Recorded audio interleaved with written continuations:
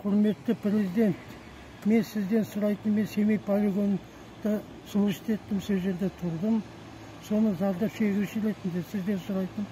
Өткен өмір мен қазіргі өмірдің арасы тым биік. Тым аласа деуге де болмайды, тым биік деуге де болмайды. Біздің көрген азабымызды кейінгі ұрпақтар көрмесе екен дейді.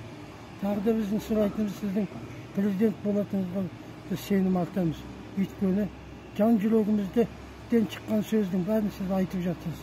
Енді мен сіздерден сұрайтын, мен Алматы облысында тұрып жатқан адам ретінде, Семей полигонының зардап шегуші ретінде, алдыңғы өткен күндер мен кейінгі күндерге сол заңдылықты толық қайтарып берсеңіз, біздің көрген азабымызды кейінгі ұрпақтар көрмесе екен. Мен сізден сұрайтыным осы. Басқа айтарымыз жоқ. Деніңіз сау, басыңыз аман болсын. Семей ядролық полигонынан зардап шеккен Қазақстан Республикасының азаматтарымыз.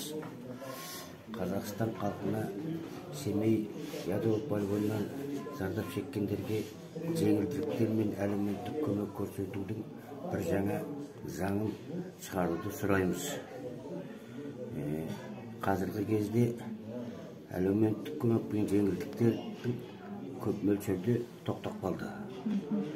Әсіресе бұрын Семей өңірінде дүниеге келіп кейіннен басқа өңірге көшіп кеткен азаматтар мен азаматшалардың әлеуметтік көмегі мен жеңілдіктері тоқтатылып қойылды. Осы Семей өңірінен зардап шеккен ақсақалдарымыз да көп. Қазір содан онкология аурудан тарап жатқан балаларда, мүгедек балаларда көбейіп кетті.